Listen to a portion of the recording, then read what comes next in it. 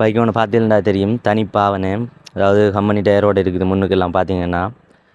அதே மாதிரி இந்த சைட்டெல்லாம் பாருங்கள். அதாவது நம்ம வந்து அப்படியே நின்ற மாதிரியே பைக் எடுக்கும், எந்த சர்வீஸுமே பண்ண இல்லை. அதாவது இப்போ சர்வீஸ்ன்றா தெரியும் தானே, சும்மா நார்மலாக வந்து கழுவிட்டு விடுவாங்க. அதாவது அடுத்த மெக்கானிக் சர்வீஸ் எல்லாம் வந்து போட்டிருக்கு. பக்காவாக இருக்குது பைக். பாருங்கள் ஒருக்கா பைக்கை பாருங்களேன் எப்படி லுக்காக இருக்குன்னு. சுற்றி ஒரு ரவுண்டு பார்த்து வாங்க, அதுக்கப்புறமா வந்து நம்ம பேசுவோம்.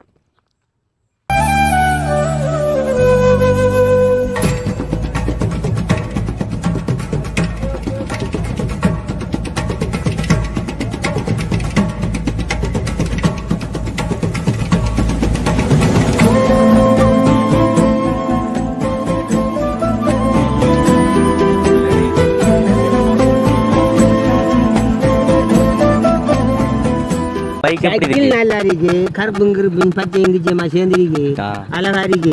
குடுக்கறது கொண்டு இருப்போம், வாங்குறது இருப்போம். நான் தான் வாங்குறாள். சரி சரி சரி. Okay okay.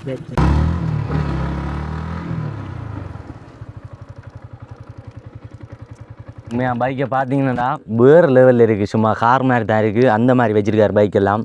உண்மையாக வேறு லெவல் பைக், சொல்லவே வார்த்தை இல்லை. அதாவது நம்ம எதுவுமே செய்ய தேவையில்லை, எடுத்தால் ஓடுறான் அப்படி இருக்குது பக்காவா.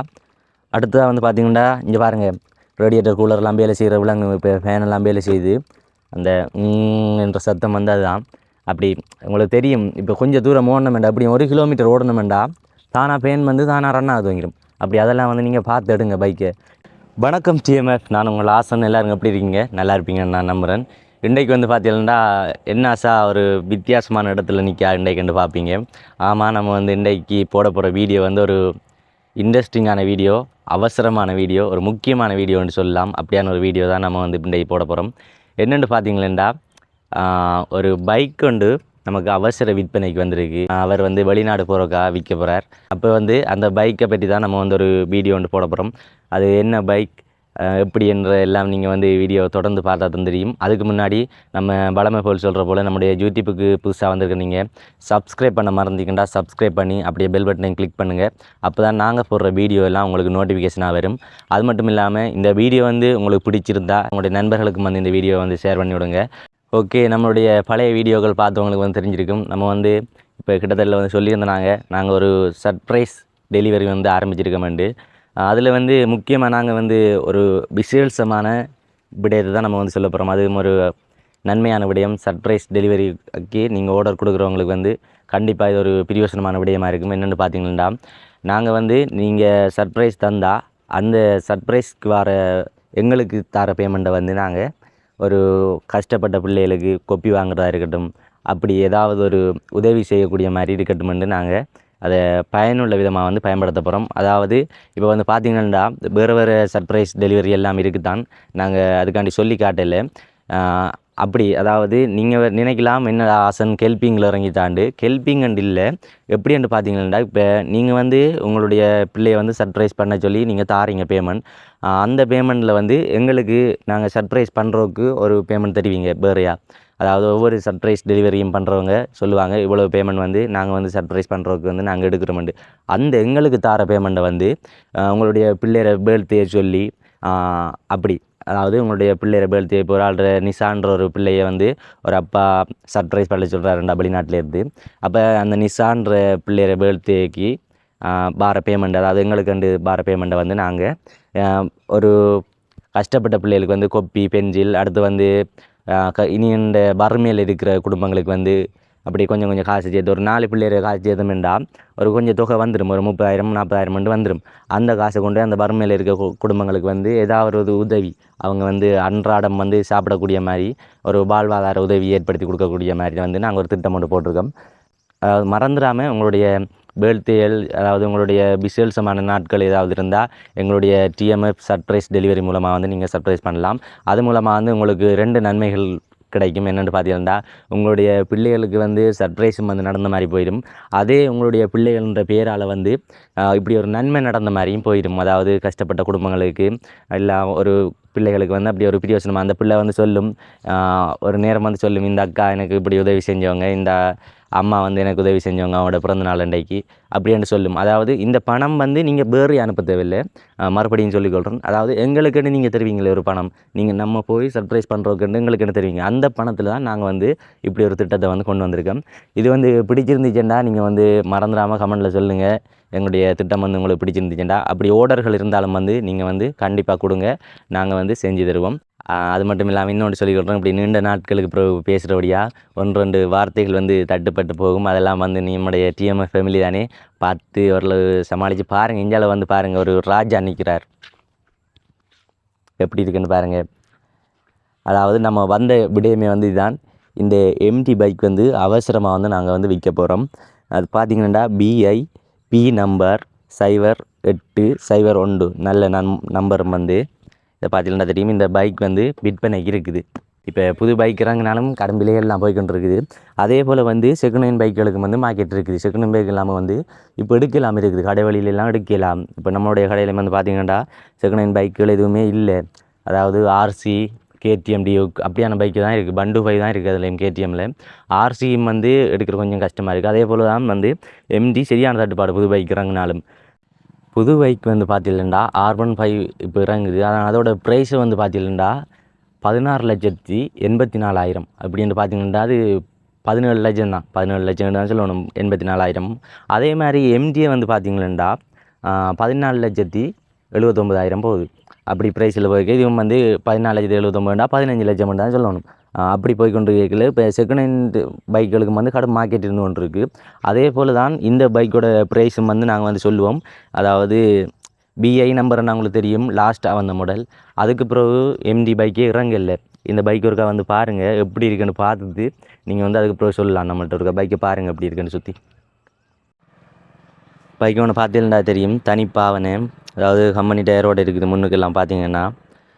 அதே மாதிரி இந்த சைட்டெல்லாம் பாருங்கள். அதாவது நம்ம வந்து அப்படியே நின்ற மாதிரியே பைக் எடுக்கோம், எந்த சர்வீஸுமே பண்ண இல்லை. அதாவது இப்போ சர்வீஸ்ன்றா தெரியும் தானே, சும்மா நார்மலாக வந்து கழுவிட்டு விடுவாங்க. அதாவது அடுத்த மெக்கானிக் சர்வீஸ் எல்லாம் வந்து போட்டிருக்கு, பக்காவாக இருக்குது பைக். பாருங்கள் ஒருக்கா பைக்கை பாருங்களேன் எப்படி லுக்காக இருக்குன்னு. சுற்றி ஒரு ரவுண்டு பார்த்து வாங்க, அதுக்கப்புறமா வந்து நம்ம பேசுவோம்.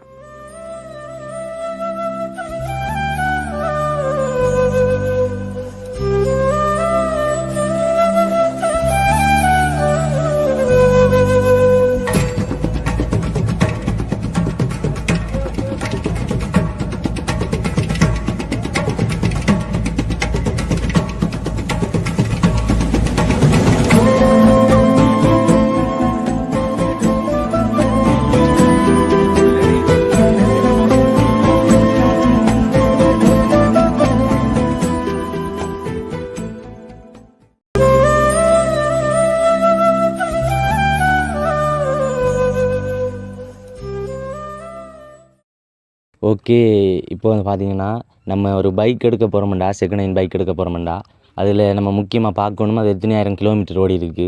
அடுத்து வந்து அதோட புத்தகத்தை வந்து பார்க்கணும். ஏன்டா புத்தகத்தில் என்ன கலர் பெயிண்ட்லாம் வந்து கொடுத்துருப்பாங்க, பைக் என்ன கலருண்டு. அதுவும் இல்லாமல் வந்து முக்கியமாக பார்க்கணும். சில வேளை வந்து பார்ட்ஸ் எல்லாம் மாற்றுவாங்க. இப்போ நிறைய இடத்த அப்படி தான் நடக்கிறது கூட. இந்த பார்ட்ஸ் எல்லாம் வந்து இப்போ பைக்கில் வந்து புத்தகத்தில் வந்து பார்த்தோம்னா கருத்த கலர்ன்னு சொல்லிட்டாங்க, இங்கே வந்து நீல கலரில் அடிச்சிருப்பாங்க பைக்கை. எல்லாம் வந்து மாற்றி சேஞ்ச் பண்ணி போடுவாங்க. அதெல்லாம் நம்ம வந்து பார்த்து எடுக்கணும். அடுத்ததாக வந்து பார்த்தீங்கன்னா பெஸ்ட் ஓனரா செகண்ட் ஓனரா அப்படி பார்க்கணும். அதில் வந்து அதுக்கேற்ற மாதிரி நம்ம ப்ரைஸ் வந்து கொடுக்கலாம். இப்போ பெஸ்ட் ஓனர் செகண்ட் ஓனர் ரெண்டுக்குள்ளே நம்ம அதுக்கேற்ற ப்ரைஸுக்கு தான் கொடுக்குறேன்டா. அது வந்து இப்போ செகண்ட் ஓனர்ண்டா இப்போ ரெண்டாவது ஓனரால் வந்து மாறி இருக்குது பைக் அப்படின்லாம் பார்க்கலாம். அடுத்ததாக வந்து பார்த்திங்கன்னா டயர்கள், அடுத்து இன்ஜினை வந்து பாருங்கள். இன்ஜினை வந்து பார்க்கக்குள்ளே பின்னுக்கு சைலஞ்சர் இருக்குது தானே, சைலஞ்சர் வந்து பொத்தி பிடிச்சி முறுக்கி பார்த்திங்கன்னா தெரியுமா. ஏன்டா அப்போ தான் உள்ளே வந்து டைமென்ஷன் அடிக்கிற சவுண்டுகள் கேட்கும், அப்புறம் ரோட் சத்தம் கேட்கும். ஏன்டா இதெல்லாம் வந்து முக்கியம் பெரிய பைக்குகளுக்கு. ரோட்டு அடுத்த டைமென்ஷன் எல்லாம் வந்து ஒரு தடவை இன்ஜின் பிரிச்சிட்டோம்னா பிறகு கஷ்டம். அந்த பெரிய பைக்கெல்லாம் வந்து இன்ஜின் பிரிச்சாவே இல்லை சொல்லுவாங்க. அப்படி அதுகளை பார்த்துடுங்க. வேறு என்ன சொல்லணுமெண்டா டயரெல்லாம் வந்து நம்ம மாற்றிக்கொள்ளலாம். அடுத்து அப்படி சின்ன சின்ன இதுகளை வந்து நீங்கள் பார்த்து எடுக்கிறனா இல்லை, அடுத்த கெண்டின்களை வந்து பார்க்கணும். ஓகே, அப்படியான முக்கியமான விடயங்களை வந்து பாருங்கள். இப்போ நம்ம வந்து இது எத்தனை ஆயிரம் கிலோமீட்டர் ஓடிக்கின்ற வந்து பார்ப்போம் பாங்க. இதால் நீங்கள் மீட்டரை வந்து பார்ப்போம் பாங்க. இங்கே பாருங்கள், இதோட மீட்டரை வந்து பாருங்கள், தெரியுதோ தெரியல. இங்கே வந்து பார்த்தீங்கன்னா தெரியும் 41,925 ஓடி இருக்குது. அவ்வளவுதான். அதாவது பெரிய பைக்கெல்லாம் இப்போ கூட ஓடுறது இது வந்து அவ்வளவுதான் ஓடி இருக்குது. பெருசாக ஓட இல்லை. இது கூட வந்து வீட்டுக்குள்ளே இருந்து தான் கூட இந்த பைக் எடுத்ததுலேருந்து ஆள் வீட்டுக்குள்ளே இருக்கிற கூட. அதுக்கு ஒரு வீடியோ ஒன்று எடுக்கிறோம், சின்ன ஒரு வீடியோ ஒன்று. கிளம்பிட்டானா? சரி போயிட்டாங்க. எங்கே யார் ஏண்டு நாங்கள் விட தான் அந்த வீடியோ எடுக்கிறப்போ. சரி சரி சரி போயிட்டாங்க. எடுத்து என்ன சைக்கிள் விற்க போகிறது வாங்க போகிறது? எப்படி நல்லா இருக்கா பைக்? பைக்கை பார்த்து சொல்லுங்களேன் நல்லா இருக்கான்ட்டு. கொடுக்குறதா இல்லை வாங்குறதான்ட்டு நான் யோசிக்கிறேன். இப்போ அவர் கொடுக்குறக்கு வந்துக்கார், நான் வாங்குறதுக்கு பார்க்குறேன். இப்போ பைக்கை உங்களுக்கு பார்த்தா என்ன மாதிரி இருக்குது? இல்லை சொல்லுங்க, ஒரு கதை ஒன்று சொல்லுங்க. இப்போ பைக் எப்படி இருக்கு? நல்லா இருக்கு, கருப்பும் கருப்பும் பச்சையும் கிச்சமா சேர்ந்துருக்கு, அழகா இருக்கு. கொடுக்குறது கொண்டு இருப்போம், வாங்குறது இருப்போம். நான் தான் வாங்குறாள். சரி சரி சரி ஓகே ஓகே சரி அப்படி போயிட்டு வாங்க. Okay okay bye. அடுத்ததான் வந்து பார்த்தீங்கன்னா வீல் செட்டை பாருங்கள். ஏண்டா இதெல்லாம் வந்து இப்போ பெரிய பைக்குகளுக்கு சரியான விலையில் போகுது வீல் செட்டெல்லாம். அப்போ நம்ம தேஞ்சிருக்கேன்டா கழிச்சு போட்டு எடுக்கலாம், வீல் செட்டெலாம் கழிச்சு எடுக்கலாம். இதெல்லாம் வந்து புது வீல் செட்டு போட்டுருக்கு, நல்லா இருக்குது பைக்.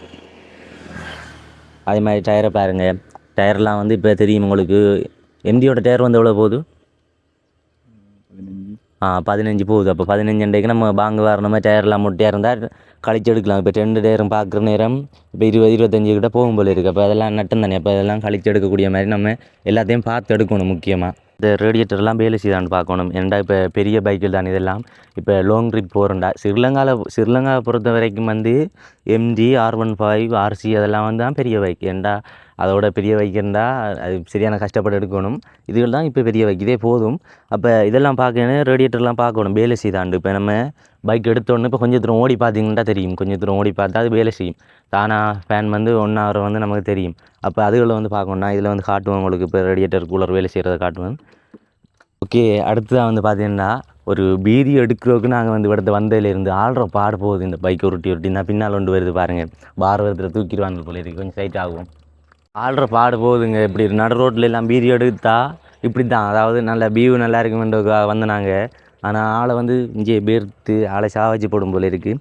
ஓகே, இப்போ நம்ம அடுத்ததாக பார்க்க வேண்டிய ஸ்டார்ட் எடுத்து பார்ப்போம், எப்படி இருக்குன்னு பார்ப்போம். இதோட சவுண்டு நான் சொன்ன மாதிரி தான். அதாவது நார்மலாக வந்து இப்போ ஸ்டார்ட் எடுத்து காட்டுறேன் உங்களுக்கு. அதுக்கப்புறமா வந்து நான் ஏதாவது சைலஞ்சர்லாம் பொத்தி பிடிச்சி காட்டுறேன் உங்களுக்கு சவுண்டுகளை வித்தியாசத்தை.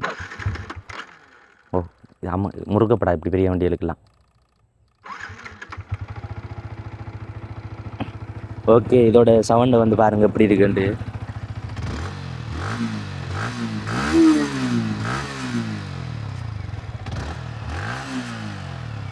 அடுத்ததாக வந்து நீங்கள் பார்க்க வேண்டியது ஸ்டார்ட் எடுத்தோடனே இந்த சைலஞ்சருக்கு வந்து கையை விட்டு அதை கொட்டி பிடிச்சிருந்தா இங்கே உங்களுக்கு விலங்கு சவுண்டு.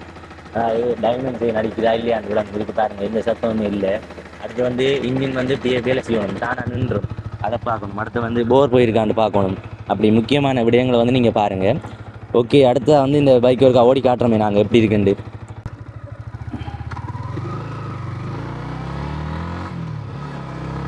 சும்மா வேறு லெவலில் இருக்குது, கார் மாதிரி தான் இருக்குது பைக்.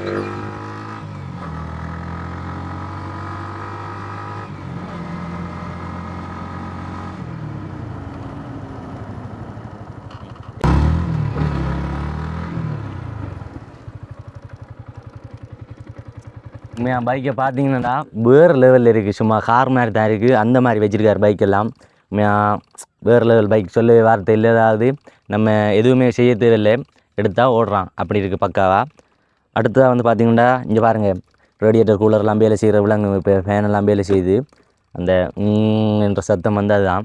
அப்படி உங்களுக்கு தெரியும். இப்போ கொஞ்சம் தூரம் ஓடணுமெண்டா, அப்படி 1 கிலோமீட்டர் ஓடணுமெண்டா தானாக ஃபேன் வந்து தானாக ரன் ஆகுது வாங்கிடும். அப்படி அதெல்லாம் வந்து நீங்கள் பார்த்து எடுங்க பைக்கை. இப்போ பைக் எடுக்கிற நீங்கள் 1 கிலோமீட்டர் அதுக்குள்ளே ஓடிட்டு வந்து பார்க்குறவங்களுக்கு அவ்வளோ பெருசு இல்லை. இப்போ கேளுங்க பைக் இப்போ ஓகே பைக் பிடிச்சிருந்துச்சுன்னா பைக் ஓடி பார்ப்போம்ட்டு கேளுங்க. எல்லாத்தையும் நான் பொதுவாக சொல்கிறேன், பைக் ஓடி பார்ப்போம்ட்டு கேட்டு கொஞ்சம் தூரம் ஓடி பாருங்கள். ஓடி பார்த்தோன்னா அது தானே இப்படி பெரிய பைக்கெல்லாம் வந்து ரேடியேட்டர் கூலர் வேலை சிலது வந்து வேலை செய்யாது. அப்படி நிறைய பிரச்சனைகள் வர்றது, நீங்கள் அதெல்லாம் பார்த்து எடுங்க. ஏன்னா நான் ஏற்கனவே நிறைய சொல்லியிருக்கேன் உங்களுக்கு, இதை விட எதுவுமே இல்லை சொல்கிறதுக்கு. இந்த வண்டி வேணுமெண்டா நீங்கள் கண்டிப்பாக வந்து கோல் எடுங்க. நாங்கள் ஒரு தொலைபேசி இலக்கம் கொடுப்போம், அந்த இலக்கத்துக்கு நீங்கள் தொடர்பு கொள்கிற நேரம் அவர் இதோட ப்ரைஸ் என்ன மாதிரின்னு சொல்லுவார். ஏண்டா நான் வந்து இதுக்கு ப்ரைஸ் சொல்ல இல்லை, ஏண்டா அவர் வந்து சொல்கிறேன்னு சொல்லியிருக்கார். அப்போ நீங்கள் கண்டிப்பாக அதாவது கம்மியான ப்ரைஸில் எடுக்கணும்னு நினச்சிங்கன்னா கண்டிப்பாக கோல் எடுங்க. கோல் எடுக்கிற நேரம் அவர் சொல்லுவார். இப்போ நம்ம வந்து ஃபோன் நம்பரை சொல்கிறோம், 075 75 84 788. மறுபடியும் நான் சொல்லிக்கொள்கிறேன், ஏண்டா ஃபோன் நம்பர் முக்கியமாக நோட் பண்ணுங்கள். கண்டிப்பாக நீங்கள் உங்களுடைய நண்பர்களுக்கு வந்து இந்த வீடியோ கொடுங்க. அதனால் அவங்களும் வந்து ஏதாவது பிரயோசனப்படுவாங்க. இந்த பைக் எடுக்கணும்னு நிறைய பேருக்கு ஆசை இருக்கும். 075 75 84 788 என்ற தொலைபேசி இலக்கத்துக்கு நீங்கள் கண்டிப்பாக கால் எடுத்து பேசலாம். ஓகே, அதுக்கு முன்னாடி நம்ம வந்து இந்த லொக்கேஷனை வந்து சொல்லணுமே. மட்டக்களப்பு மாவட்டத்தில் களுவாஞ்சிக்குடிக்கு வந்தீங்கன்னா நீங்கள் இந்த எம்டியை வந்து நேரடியாகவும் பார்க்கலாம். ஓகே, வேறு எதுவுமே சொல்ல தேவையில்லை. அடுத்து வந்து லீசிங் போட்டு கொடுப்பாரா, அப்படி சில விடயங்கள் எல்லாம் வந்து நான் இதில் வந்து சொல்கிறோம். கண்டிப்பாக உண்மையிலே வந்து இதில் சொல்லிக்கொள்ளணும். இப்போ நம்ம பைக்கெல்லாம் வந்து இப்படி வீடுகளில் எடுக்கிறேன்டா, இப்போ பார்த்தீங்கன்னா வீடுகளில் எடுக்கிறேன்டா இப்போ லீசிங் எல்லாம் போட்டு கொடுக்க மாட்டாங்க. சொல்லுவாங்க எங்களுக்கு ரெடி கேஷ் தாங்கன்ட்டு. இவர் வந்து அப்படி இல்லை. அதாவது படித்தபடியும் தானே, இப்போ அவருக்கு தெரியும் தானே நிறைய லீசிங் கம்பெனிகள் அப்படி விளக்கங்கள்லாம் வந்து தெரியும். அதாவது லீசிங் வந்து இவர் போட்டு தரேன்னு சொல்லியிருக்கார். லீசிங் வசதி எல்லாம் செய்து தருவார். இப்போ ஒரு எம்டி எடுக்க போகிறீங்கண்டா, எம்டிக்கு நீங்கள் 4,70,000 இருந்துச்சுண்டா உங்களோட கையில், கண்டிப்பாக நீங்கள் எம்டி எடுத்து போகலாம். அதாவது லீசிங் கம்பெனி வந்து கொடுக்குது. 4,70,000 இருந்தால் மிச்ச காசெல்லாம் வந்து லீசிங் கம்பெனியோட நீங்கள் வந்து லீசிங் போட்டு பைக் எடுத்து போகலாம். லீசிங்கம் போட்டு பைக் எடுக்கிறேன்டா நீங்கள் வந்து 2 பேரை கூட்டிகிட்டு வரணும். அதாவது சைன் பைக் ரோக்கு சார்ஜுக்கு, அதாவது பைக் எடுக்கிற ஆளோட சேர்த்து இன்னும் 2 பேரை கூட்டிகிட்டு வந்தீங்கன்னா மொத்தம் 3 பேர் வந்தீங்கன்னா பைக் எடுத்து போகலாம், எம்டி பைக். ஓகே, வேறு ஏதாவது நான் சொல்லியிருக்கா மறந்துடா வந்து நீங்கள் கால் எடுத்து பேசுங்க. கண்டிப்பாக மட்டக்களப்புக்கு வாங்க, இந்த பைக் பார்க்குறேன்டா, கண்டிப்பாக நீங்கள் பார்க்கலாம். அடுத்து வந்து இந்த பைக்கை பற்றி நான் வந்து நல்லா வீடியோவில் சொல்லியிருக்கேன். ஃபோட்டோ அனுப்புங்க ப்ரோன்ட்டு கூட சொல்ல மாட்டீங்க. அப்படி அந்த அளவுக்கு வந்து இந்த பைக்கை காட்டியிருக்கோம். இன்னொன்று குறை வந்து இன்ஜினை பிரிக்காதான் குறை, அப்படி நாங்கள் வந்து பைக்கே காட்டியிருக்கோம், ஓடி காட்டியிருக்கோம். அதாவது வேறு லெவலில் இருக்குது பைக். ஓகே டிஎம்எஃப், இந்த வீடியோ வந்து கண்டிப்பாக உங்களுக்கு பிடிச்சிருக்குமென்னு நினைக்கிறேன். இந்த வீடியோ வந்து உங்களுக்கு பிடிச்சிருந்தால் உங்களோட நண்பர்களுக்கு வந்து ஷேர் பண்ணி விடுங்க. இந்த வீடியோ வந்து முடிச்சுக்கொள்ளலாம்.